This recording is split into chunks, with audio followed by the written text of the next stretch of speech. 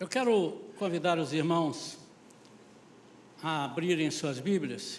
Aqueles que não trouxeram, vai ser publicado ali no telão, em Gálatas, capítulo 6, versículos 6 a 8. Por enquanto nós vamos ler esse texto e depois teremos menções a outro texto. Gálatas 6, versículos 6 a 8. Mas aquele que está sendo instruído na palavra, compartilhe todas as coisas boas com aquele que o instrui.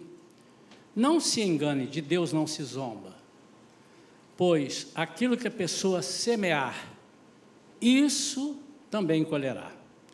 Quem semeia para a sua própria carne, da carne colherá corrupção, mas quem semeia para o Espírito, do Espírito colherá a vida eterna.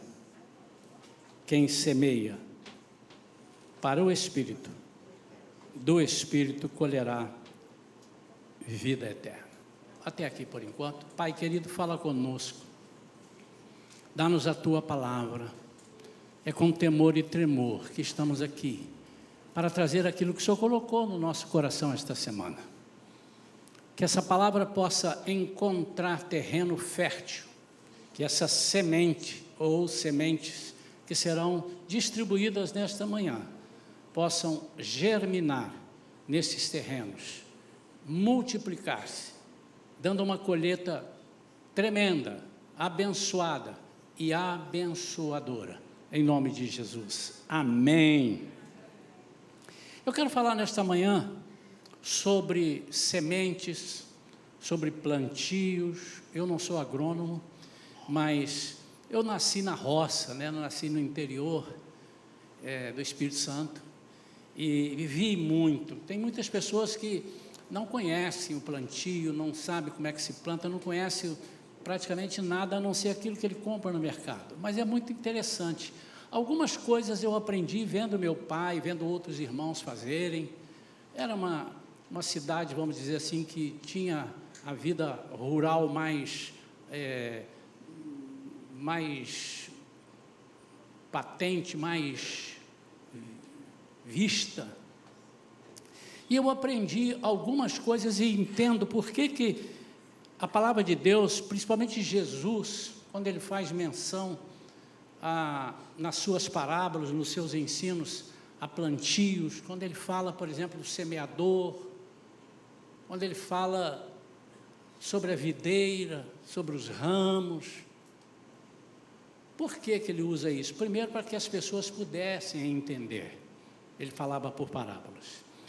E eu quero falar nesta manhã sobre algumas coisas que nós, às vezes, temos deixado passar, não temos tomado cuidado, e por isso não temos tido boas colheitas. Temos semeado, mas não temos recolhido, não temos arrecadado, não temos apanhado aquilo que gostaríamos, ou aquilo que pensamos que receberíamos.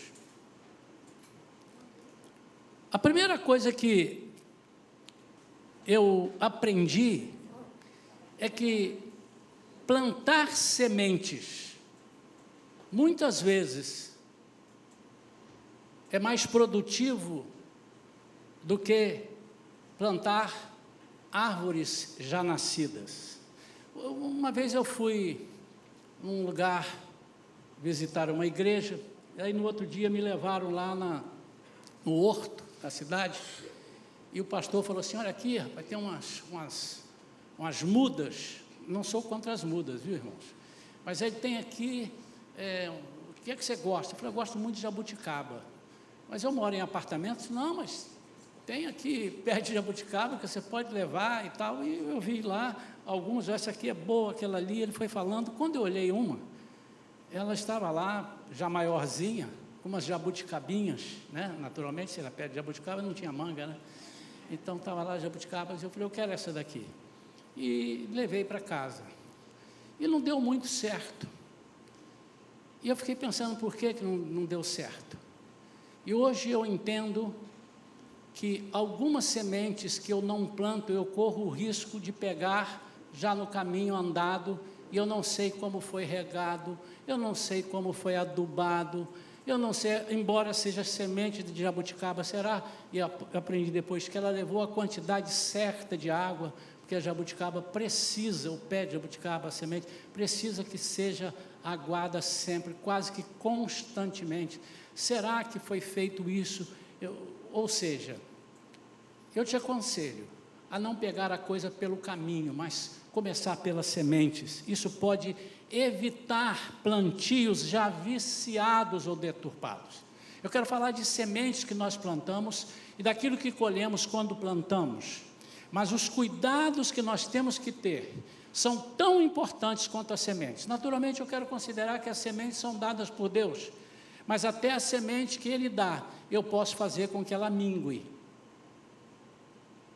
Ela não sai de lá minguada, mas dependendo do tratamento que eu der, ou dependendo da falta de tratamento, ela pode minguar, ela pode morrer. Muitas vezes, nós não prestamos atenção nisso e já pegamos algo iniciado, algo que a gente percebe que já está com o caminho andado, e na nossa vida cristã é muito comum a gente ver isso. Nós queremos atingir um certo patamar sem iniciar, sem investir, sem plantar a semente daquilo que nós queremos viver. Nós já queremos ter aquelas mesmas experiências que as pessoas plantaram e tiveram, nós queremos pegar a dali. Olha, irmãos, nós devemos usar as experiências dos irmãos para nos ajudarem, nós devemos olhar para aqueles que têm experiência, mas nós não devemos pegar árvores prontas, ou seja, caminho andado, e a partir dali, a gente querer plantar a nossa vida. Nós temos que começar plantando a semente. Tenha claramente definido onde você vai semear, isso é de uma importância muito grande. Tão importante quanto a semente é o terreno que irá recebê-la. Nem todo terreno é compatível com a sua semente. E nem toda semente pode ser aplicada em qualquer terreno ou em todos os terrenos. Eu quero falar então um pouco sobre a escolha do terreno. Hoje nós teremos aqui algumas pessoas que estão nascendo de novo, ou tendo um novo nascimento. Eles não precisarão morrer, mas como eu ensinei nas aulas de batismo, eles vão simbolizar que morreram. Ao descerem as águas, sepultados foram, e ao se levantar, foram ressuscitados em Cristo. E o que essas pessoas, além dessas, as demais que já são crentes em Jesus, já têm tido uma caminhada com Jesus, o que elas precisam saber acerca do terreno? A escolha do terreno e cultivo da semente. Existe uma lei universal. Nós colhemos o que semeamos. A palavra de Deus diz: quem semeia vento, colhe tempestades. Não é um ditado do mundo. Essa é a palavra de Deus. E aqui diz que aquilo que semearmos, colheremos. Se você pretende ter você pretende ter mangas gostosas na sua casa, não plante jabuticaba, não plante abacate, não plante laranja. Você plantou manga, você não tem como mudar o curso disso daí. Obviamente, nascerão mangas boas ou ruins, dependendo do cultivo, dependendo do trato, dependendo daquilo que você vai fazer. Mas a primeira coisa que eu quero que você saiba é que aquilo que você plantar, você vai colher. Em primeiro lugar, não poderia deixar de ser o terreno da sua vida espiritual. Tudo começa aqui. Se esse terreno não for trabalhado, todos os demais vão minguar. Se você não der uma atenção à sua vida espiritual, tudo vai minguar, tudo vai acabar, nada vai prosperar, absolutamente nada. A palavra de Deus é quem garante isso. E se nós estamos morrendo em Cristo e ressuscitando, passamos a não ser mais donos da nossa vida. De vez em quando você ouve alguém falar assim, não, deixa que eu faço, eu sou dono da minha vida. Você é um ingrato, como você é dono? O preço que foi pago por você, estou falando com aqueles que são crentes em Jesus, mas também estou falando por aqueles que ainda não são, o que precisam fazer. O que me espera? É muita falta de sabedoria nossa, ou então de interesse de aprofundamento, quando nós falamos assim, não, eu não quero ser crente em Jesus, porque eu não preciso, eu cuido da minha vida, eu tenho inteligência. Você tem até o dia que Deus quiser que você tenha. Você tem sabedoria até o dia que Deus quiser que você tenha. Você tem saúde até o dia que Deus quiser que você tenha. Mas Ele é seu dono. E eu queria que as pessoas que ainda não aceitaram a Jesus como Senhor e Salvador, pode ser que eu não conheça todos aqui, deve ter algumas pessoas aqui. Isso eu tenho pregado muito aqui na igreja, nós temos falado, isso precisa ser decidido pela razão e não pela emoção. E a razão é, não há nenhuma possibilidade de você morar com Jesus no céu, e moraremos. E não é esse céu que você está vendo nas nuvens. De vez em quando eu falo que eu era criança e ficava pensando, mas deve ser uma chatice muito grande. A gente fica ali nas nuvens, com aquele cabelinho enroladinho, né? E tal, e com aquelas que a gente vê nas figuras, e tocando ali umas trompetes. Deve ser. Não, a Bíblia diz que nós moraremos numa cidade preparada por Ele. A Bíblia diz em Apocalipse o tamanho dessa cidade. Ela tem 2.200 quilômetros de comprimento, 2.200 quilômetros de largura, 2.200 quilômetros de altura. Você sabe que você vai morar em apartamento, hein? Está na Bíblia, irmãos.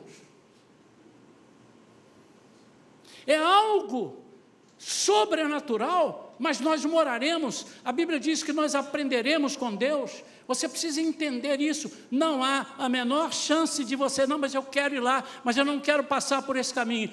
Você quer que a semente dê sem adubo. Você quer fazer o plantio do seu jeito. Não tem como. Então precisa ser pela razão. E como tem sido semeado isso na sua vida espiritual? É uma sandice muito grande eu tentar imaginar que Deus me comprou e não vai cuidar de mim. Se fosse eu que te comprasse, você poderia ter esse medo. Isaías um dia vai se esquecer e vai me abandonar, porque eu sou falho, você é falho, somos falhos, mas Deus não. Aqui diz, de Deus não se zomba. Deus não se deixa escarnecer. Você precisa entender que a sua vida espiritual é a base de tudo, é o terreno onde você deve semear, porque todas as vezes que em outras áreas da sua vida que nós vamos ver, você precisar de ajuda, você vai no terreno da área espiritual e falar, Senhor Jesus, me ajuda. Como eu faço? O que você tem plantado na sua vida espiritual? Horta ou vinha? Algo passageiro? Algo que fica até bonito e que te sustenta por um pouquinho? Ou vinha? Que é duradouro? Que tem mais valor? Algo passageiro ou algo valioso? Como você tem investido? Que adubos você tem colocado? Adubos do tipo oração, você tem orado? Quero uma palavra aos batizandos hoje. E eu disse, vocês vão batizar, aqui não encerra, começa. O batismo é um começo, não é um fim. O batismo é o começo de uma nova vida que você vai ter com Deus. E você todos os dias agora precisa, você vai nascer de novo, você é um bebezinho, então você precisa se alimentar.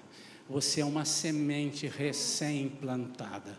Você precisa ser cuidada.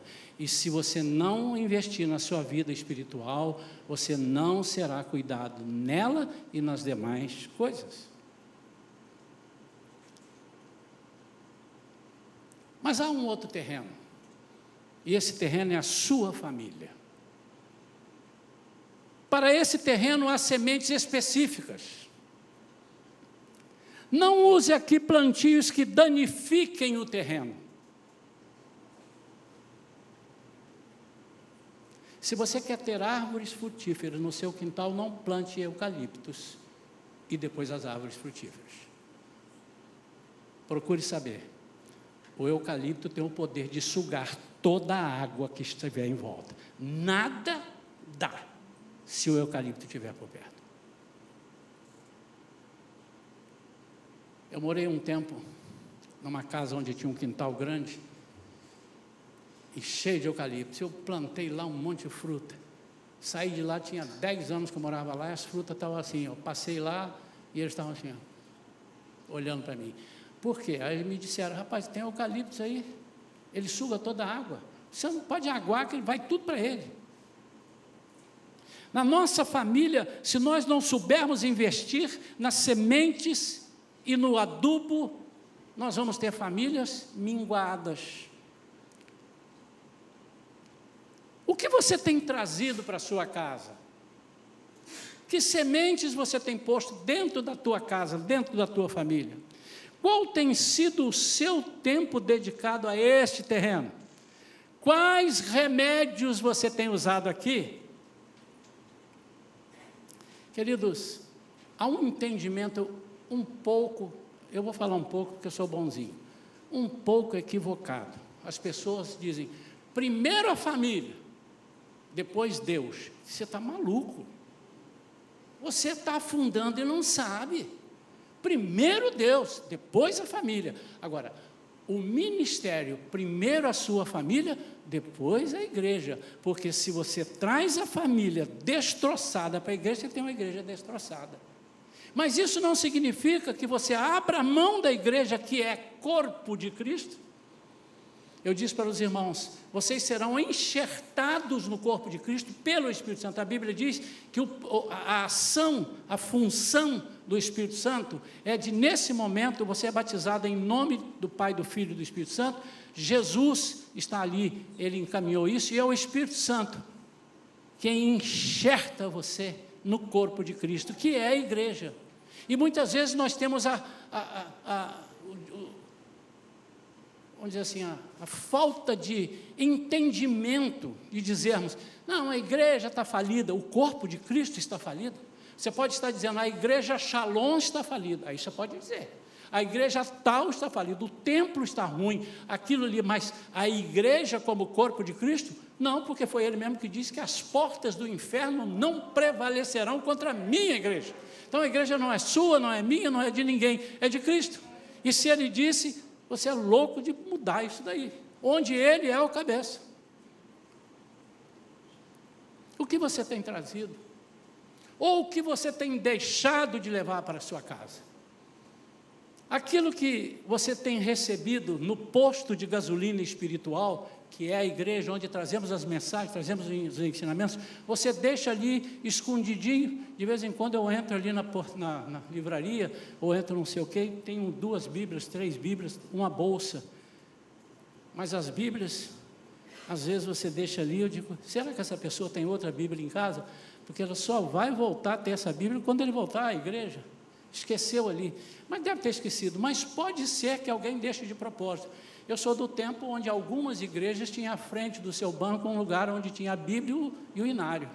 Você chegava, usava aquilo ali, botava ali, domingo que vem você vem de mãos abanando e entram ali. Não que isso seja o essencial, mas é muito importante. Nós temos feito uma campanha aqui na igreja, nós estamos na era da tecnologia, como é bom. Eu estava comentando com a minha esposa, como é bom a gente ter tecnologia e ver que ela funciona nas coisas que nós precisamos.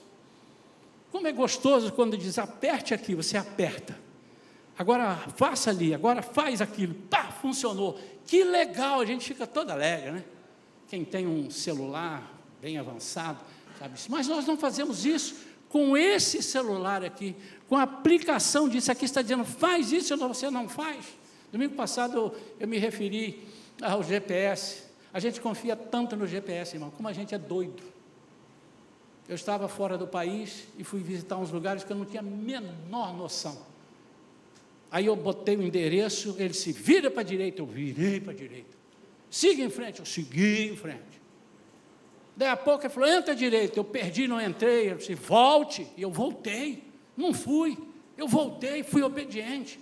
Volta de novo, voltei de novo, entra de novo, entrei de novo. Aí cheguei lá, falei, esse trem funciona, né?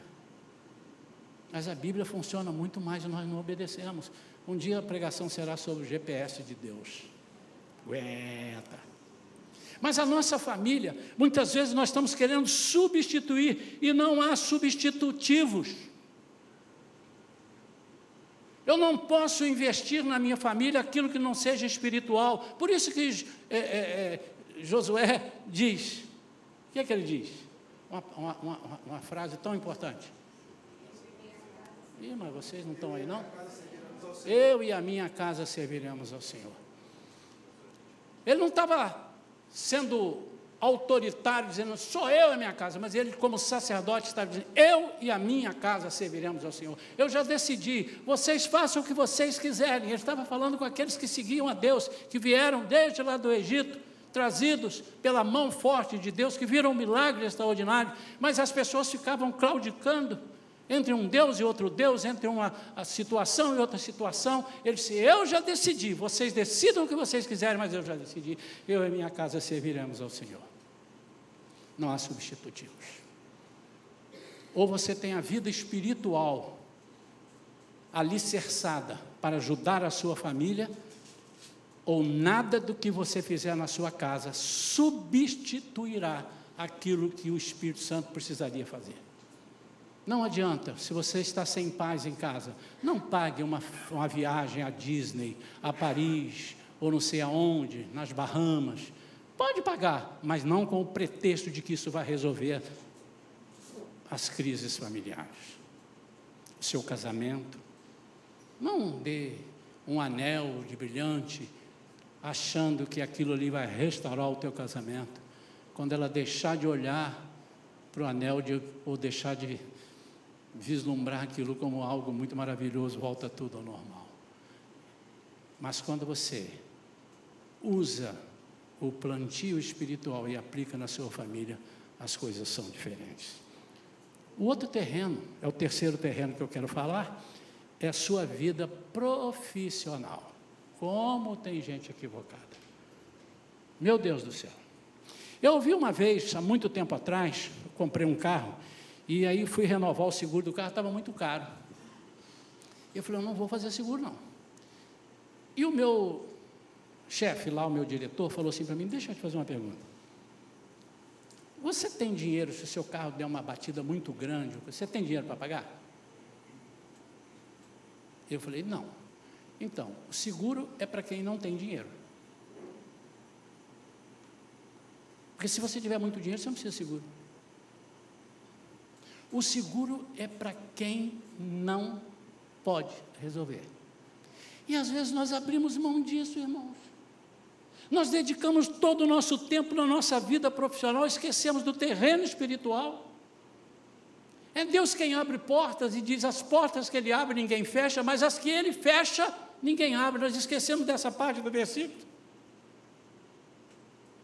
Estamos pedindo a Deus para abrir portas, mas esquecemos. Aqui na igreja nós temos o hábito de orar. Eu, pelo menos, toda vez que eu falo, Senhor, eu oro, fecha as portas de emprego para os meus irmãos aqui.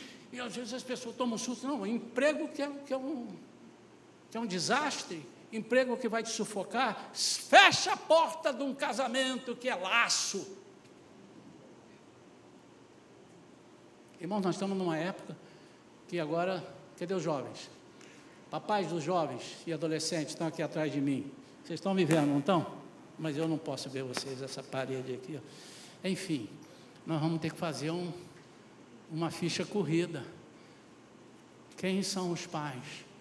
O que esse menino fez? Onde ele cresceu, essa menina? Porque se um dia meu filho ou minha filha resolver não namorar mais, será que ele não vai matar a família toda? Será que ele não vai matar a menina ou o menino? Nós estamos vivendo esses tempos. Como é que você vai resolver isso? Plante na vida espiritual. É aquilo que a pastora falou hoje, aqui na consagração. A Bíblia não diz, não dá nomes. Nós aqui não oramos dando datas. Senhor, eu profetizo que no dia 20 de dezembro você vai se casar. Não posso fazer isso, isso não é bíblico. Nós não profetizamos que você vai casar com João ou com a Maria, mas nós ensinamos, a Bíblia ensina, que se nós prestarmos atenção no que Deus fala acerca do homem e da mulher virtuosa, a mulher que é coluna, do homem que é sacerdote, o nome é um mero detalhe. Ele pode chamar John Clark, ou pode chamar Euterpino, é a mesma coisa. O importante é quem ele é para Deus, e quem Deus, quem ele é para Deus e quem Deus é para ele. Que Deus é esse? Como é que ele vê Deus? Como é que ela vê Deus? E nós temos investido errado. Uma vez eu estive nos Estados Unidos, encontrei com um rapaz, e ele falou: senhor, veio de onde? Eu falei: eu vim do Rio. Lá era brasileiro, né? Para conversar assim fluentemente, você está percebendo que ele era brasileiro, né? Por isso que eu estou falando fluentemente. Não por causa de mim, por causa dele. E ele disse: se você é do Rio, eu também sou e tal, e conversamos. Deus me mandou para cá. Eu falei: que beleza. E não, Deus tem um plano para mim, tem um projeto para mim aqui. E me mandou para essa igreja. Ele estava numa determinada igreja ali em Nova Jersey. E eu falei: que legal. Você tem convicção disso? Tenho. E atuante ali na igreja, o pastor falou: esse rapaz aí está me surpreendendo positivamente. No ano seguinte, eu voltei para fazer missões lá, cantar, pregar lá nos Estados Unidos. Fui à Flórida. Quem eu vejo lá? O camarada. E eu disse: olha, Deus te trouxe para a Flórida. Até aí tudo bem. Deus me falou que é aqui que é meu lugar. Deu uma vontade de perguntar para ele, ele errou o GPS dele, te mandou para Nova York, Nova Jersey, depois te manda para cá. Mas enfim, isso aí pode acontecer, né? Foi lá, fez um estágio de 1 ano e foi para a Flórida. No ano seguinte eu volto nessa mesma igreja, que é uma igreja que eu ia muito. Falei: cadê o nosso batera? Já ele arranjou um emprego, ele não pode vir à igreja porque ele trabalha à noite.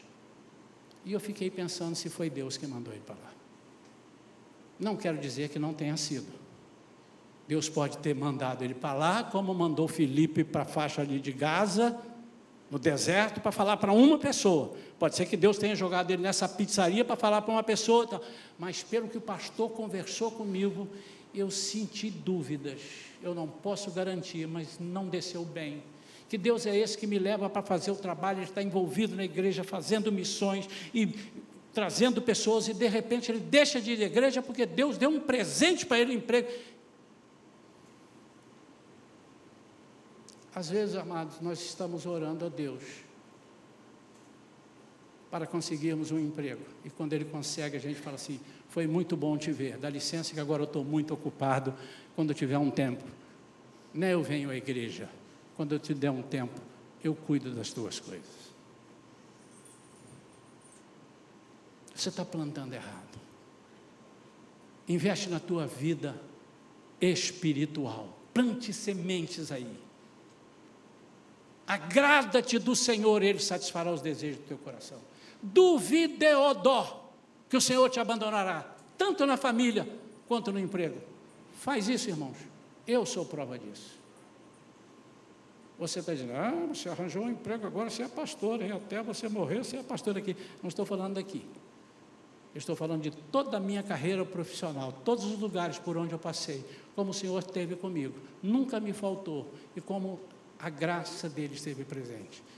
Eu estou pregando para a igreja aquilo que eu tenho vivido, aquilo que eu vivi e que vi meus pais viverem. Confia no Senhor de todo o teu coração, firma os passos do Senhor. Em Lucas 12:16 diz assim: e lhes proferiu ainda uma parábola dizendo: o campo de um homem rico produziu com abundância, e arrazoava consigo mesmo o homem, dizendo: que farei? Mas eu não tenho onde recolher os meus frutos. E disse: farei isto, destruirei os meus celeiros, reconstruí-los-ei maiores, e aí recolherei todo o meu produto e todos os meus bens. Então direi à minha alma: tens em depósito muitos bens para muitos anos. descansa, come, bebe, regala-te. Mas Deus lhe disse: louco, esta noite te pedirão a tua alma, e o que tens preparado para quem será? Assim é o que entesoura para si mesmo e não é rico para com Deus. Você é rico para com Deus? Você tem confiança na sua oração? Porque quando nós não temos confiança, nós nem oramos direito.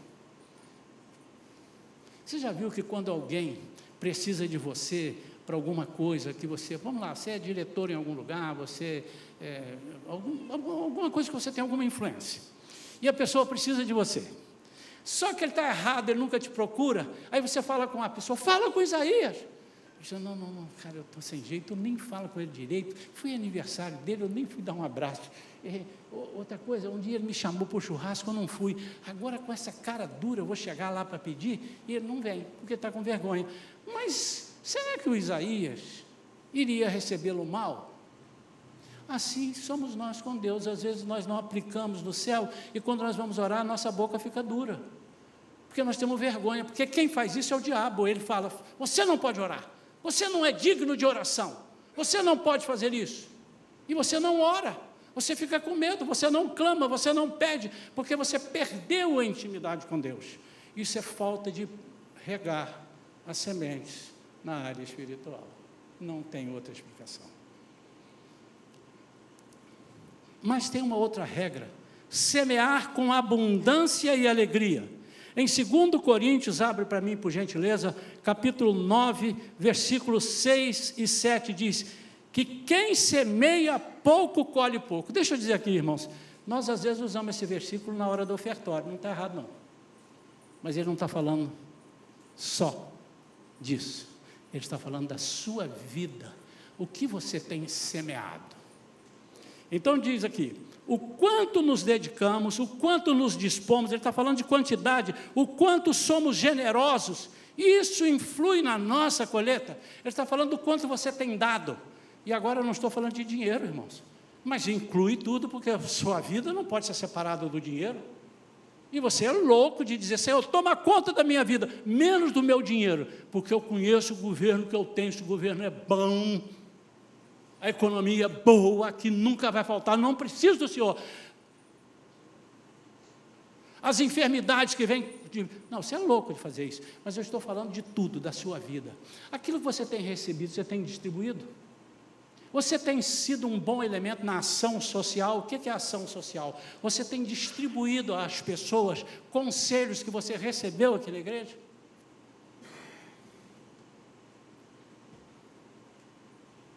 Às vezes, a nossa vida mingua, porque nós recebemos libertação, recebemos cura, recebemos palavra de vitória, crescemos e não distribuímos. É como um tanque de gasolina, com a gasolina toda no tanque, 3, 4, 5, 6 meses, e quando vamos usar, ela já não está com a mesma viscosidade, ela não está mesmo com a mesma propriedade, porque não foi usada.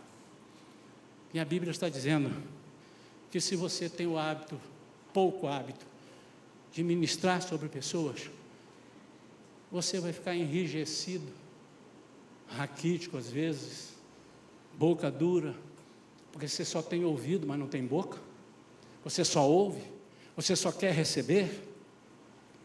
Mas ele diz também que nós devemos distribuir não com tristeza e nem por obrigação. Não faça a obra de Deus sem amor.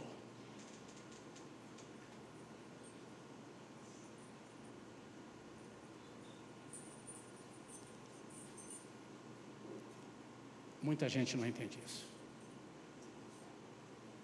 Alguns fazem com veemência, fazem com aparente alegria, mas é porque querem aparecer. Querem que as pessoas dizem, fulano é bom.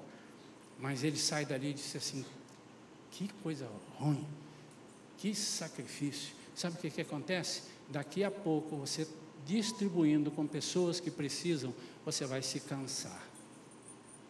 Porque você não está fazendo com amor.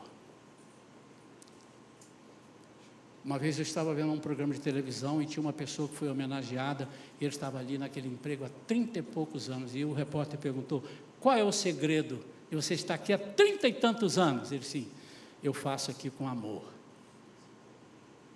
Quando nós fazemos com amor, o nosso ânimo não acaba. Então, semear com abundância, mas também semear com alegria. Não dê conselho sem alegria. Se uma pessoa vier pedir para você uma palavra e você precisa exortá-la, não bata nela exortando. Exortar significa trazer para perto. Mas não deixe de falar a verdade.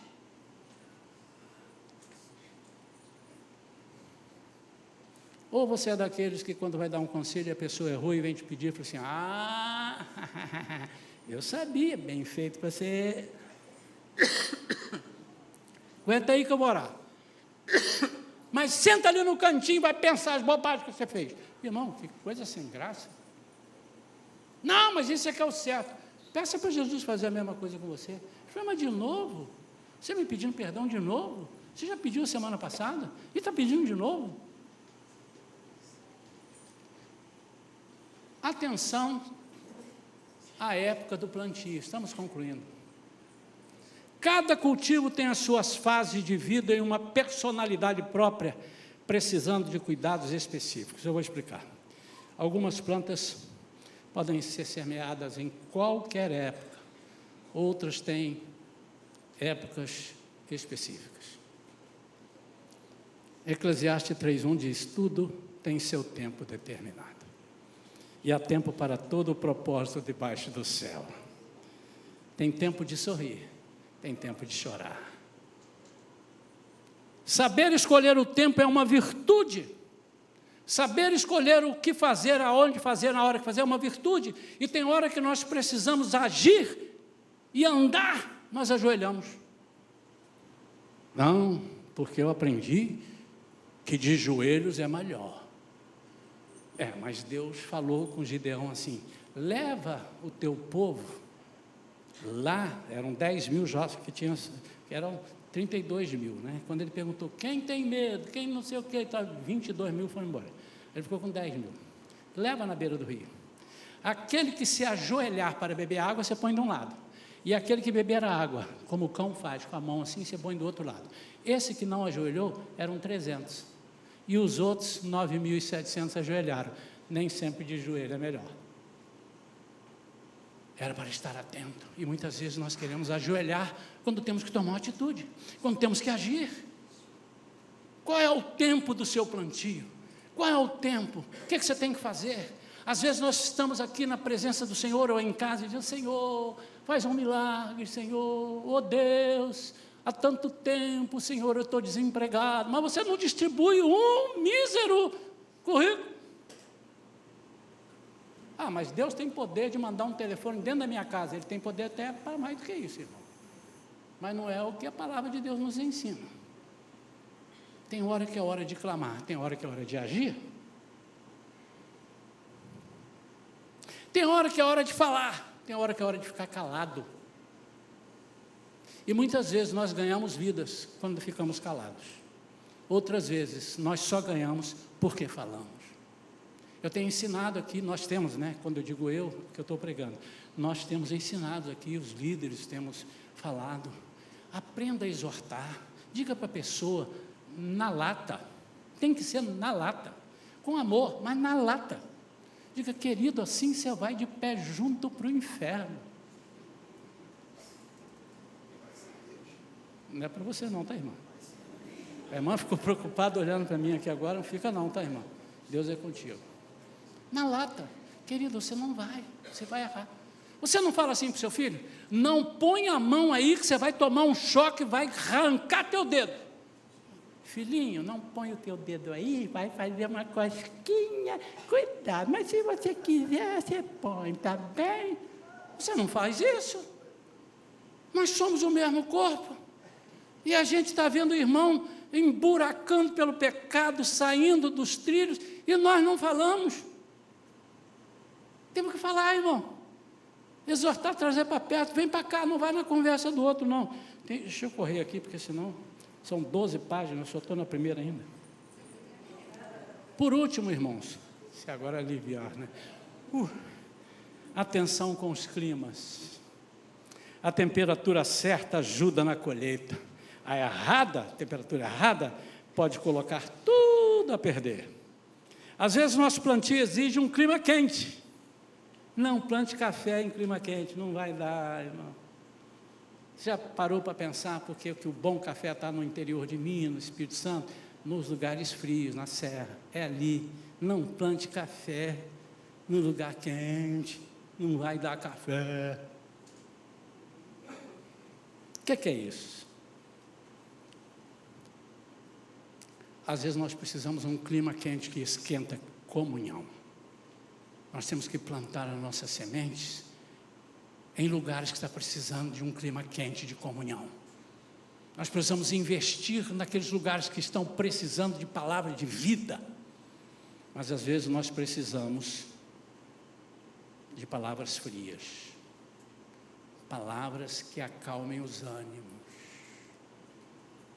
Clima que esfria uma confusão. Não é o não me importa, deixa lá, não quero nem saber. Isso não faz parte da nossa vida. É palavra fria. Você já imaginou? Eu estou precisando de mover essa igreja, eu estou achando a igreja meio desmotivada. Aí eu chamo o cara da palavra fria. Vem, irmão, fala para ele. Queridos, nós precisamos cantar, bater palma, porque a igreja está muito parada, irmão. Se não for assim, olha, irmão, para, você já está me deixando mais cansado.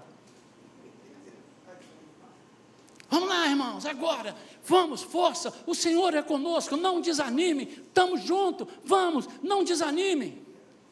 Mas de repente, deu uma confusão e as pessoas não estão entendendo, chama o da palavra fria, agora é que ele tem que entrar. Gente, calma, Jesus é bom, abraça aqui, deixa eu te dar um beijo, eu preciso desse irmão. Então eu preciso de irmão quente, preciso de irmão frio. Nós precisamos de sementes para terrenos em épocas quentes e sementes para terrenos em época fria. Regue a terra, cuide da plantação, porque ela vai dar frutos. Deu fruto. Cuidado com as ervas daninhas. O Senhor fala em João capítulo 15, saiba podar. Comece a podar você mesmo, porque quando Deus começa a nos usar, a gente fica igual o galo garnizé. Você já conhece um galo garnizé? Quem conhece um galo garnizé? Vocês precisam ir para a roça, irmão. Vou mostrar para você o que é o galo. O galo garnizé é um bichinho desse tamanhozinho assim, mas ele estufa um peito, e ele canta numa altura que ele parece até...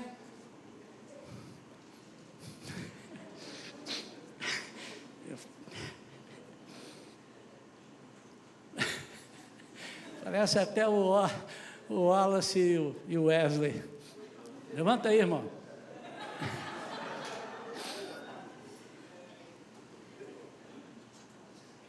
Galo garnizé. Quando a gente começa a ficar assim, nós precisamos ser podados. E quem cuida da poda? Jesus. É Ele que corta os galhos, é Ele que... Mas você tem que deixar. Ai, vai doer. Puxa vida. Eu tive uma pessoa numa igreja onde eu fui pastor auxiliar,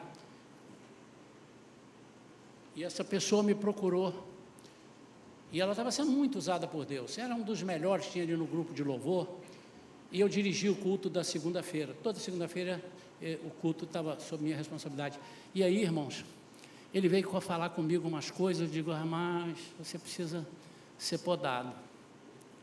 E ele falou assim, mas o irmão vai me tirar do louvor? Não, eu vou te podar. E o que eu falei para ele é o seguinte, você vai ficar sem tocar um tempinho e vai sentar na primeira cadeira. Eu quero você aqui, bem pertinho de mim, sentindo meu bafo quando eu estiver pregando. Aqui pertinho. Não deixe, senão não vai funcionar. Podar não significa matar, significa tirar as ervas daninhas para você crescer mais e dar mais fruto. Toda vez que uma árvore é podada, é para que ela dê mais fruto ainda. Foi Jesus quem disse, e eu vi isso na roça. É impressionante. Uma vez eu falei para o papai, pai, o senhor está cortando os galhos de uma árvore frutífera, não me lembro qual, e ele cortando, ela tinha acabado de dar um monte, eu disse, seu bobo, menino.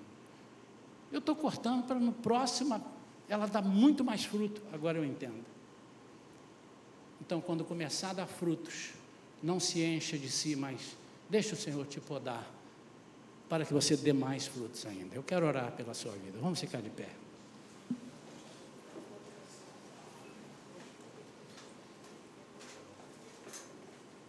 Se você tem alguma coisa para colocar para o Senhor agora, coloque. Sobre terreno, sobre semente. Você tem semeado em alguma área que não tem frutificado, não tem germinado? Você está investindo em alguma coisa no seu trabalho, não está dando certo? Você já fechou uma porta, abriu outra? De vez em quando eu passo num shopping ou em algum lugar, falo, meu Deus do céu, tem misericórdia dessa pessoa, que já fechou, abriu uma loja toda feliz, agora fechou de novo, agora já fechou ali, fechou aqui, aí vem um outro, abre, fechou de novo. Mas isso é o ponto. Mas tem ponto para Deus? Deus é quem manda. Se tem ponto para Deus, por que teve peixe na rede de Pedro, fora do horário, num lugar que não era tão fundo? Porque Deus é quem mandou os peixes. Peixes, ei, entra ali, ó. Vamos todo mundo para lá. É assim que eu creio, irmão. Se não for assim, você está investindo na sua vida profissional, mas não está crendo que o espiritual pode fazer todas as coisas. Então, se você tem alguma demanda, se alguma coisa a falar com Deus em qualquer área, sua família, pastor, eu não estou conseguindo, aí, eu vou orar por isso agora, mas você aprendeu nessa pregação, que o primeiro plantio precisa ser no terreno espiritual. Então, prontifique-se a fazer isso. Senhor, eu vou ler mais a Bíblia, eu vou orar mais, eu vou ouvir mais a Tua voz. Todas as outras coisas vos serão acrescentadas. Palavra de Deus que não falha. Feche os seus olhos. Pai, em nome de Jesus, nós estamos aqui com várias vidas que eu nem sei os nomes. São visitantes que vieram para um evento especial, mas estão aqui, estão no alcance da Tua palavra. Sua palavra foi semeada, está batendo em corações. Eu queria primeiro que esses corações todos fossem terrenos férteis, e que eles germinassem essas sementes, que elas frutificassem daqui para frente. Alguns vão frutificar já amanhã, outros vão frutificar semana que vem, o mês que vem, o ano que vem, mas vão frutificar. Pai, agora eu quero pedir por eles, aqueles que estão com alguma dificuldade nas sementes profissionais, nas sementes plantadas na vida familiar, nas sementes plantadas até dentro da igreja, dentro de alguma área que ele trabalhe ou que ele atue, em nome de Jesus, Senhor, quebra agora todas as cadeias que impedem essas sementes de crescerem. Senhor, dá sabedoria do alto, para que eles possam fazer germinar tudo aquilo conforme a Tua palavra, conforme aquilo que o Senhor enviou, com propósito, dizendo que ela não volta, a palavra não volta vazia para o Senhor. Quebra, Senhor, maldições hereditárias. Quebra agora em nome de Jesus. Quebra. Cura enfermidades, Pai, em nome de Jesus. Mas que cada um desses que está recebendo agora, entenda que primeiro precisa cultivar as sementes na parte espiritual. Em nome de Jesus, Senhor, faz um milagre nesta manhã. Nós oramos crendo que já recebemos. Em nome de Jesus. Amém. Amém. Eu não posso pregar e perguntar uma coisa. Existe entre nós alguém que está afastado ou que nunca aceitou Jesus?